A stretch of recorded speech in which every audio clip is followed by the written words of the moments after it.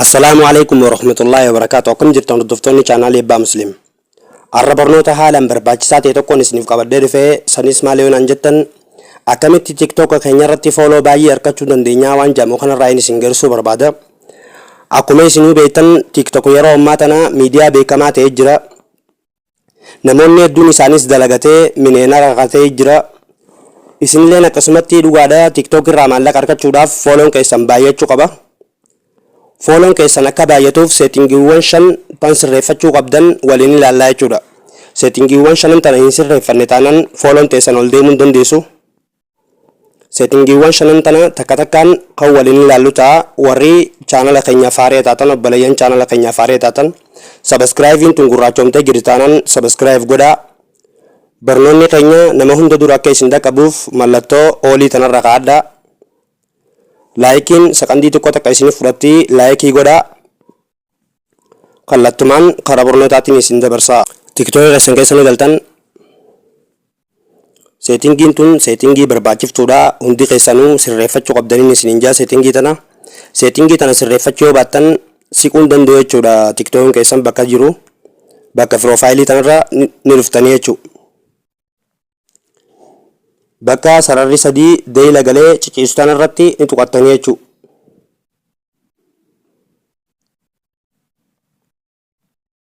Gizee asirratti tuqattan filannoo sadii nuuf fidaa jechuudha. Filannoo sadeen irraa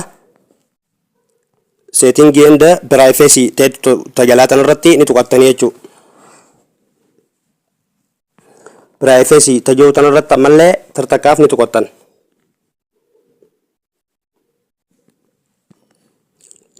Gizee asirratti tuqattan wanti isin dura firraa ilaaluu qabdan privacy account qajoo kana accountiin keessan bakki tun akka kagadii kanatti yoo on taatee jiraatte accountiin keessan ida'amuu hin danda'amu jechuudha. Privacy jala jira sirreeffachuu qabdanii jechuudha. Yoo amma fakkeenyaaf akkanatti jiraate sirreeffachuu qabdanii jechuudha. Accountii keessan ofirraa godhachuu qabdanii jechuudha. Accountiin keessan wanti inni follow hin deebisneef tanaa jechuudha. Sirreeffachuu qabdaniin isin jaa tan durarra gootan tanaa jechuudha. Akkanatti of ifirraa godhuu qabdanii jechuudha.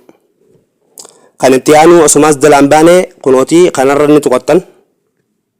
Accountiin keessan namarraan addatee akka isiniin mul'atuuf nama hunda bira akka isinii ga'uuf suggest your account qajoo kanarratti ni tuqattanii jechuudha. Moobaayil irratti adda ta'uu mala amma firii sadii bichaadha naa fide. Kun hundinuu oon irra jiraachuu isaa firraa laaltanii jechuudha. Yoo shan isinii fidees shananuu oon irra jiraachuu qabaa jechuudha. Kana firraa eega laaltan booda ka of irra jiru yoo kana jiraatee amma fakkeenyaaf yoo of ta'e kana jiraatee oon godhattanii jechuudha isin. Kan sadaffaa abbaa lama isin geerseetiin jira. Sadaffaa irratti dabarru. Sadaffaanis bakkuma piroofaayilii tanarra ni tuqattan. Bakkuma sarara sadii tanarratti ni tuqattanii jechuudha. Settings and privacy qajoo kanarratti ni tuqattan.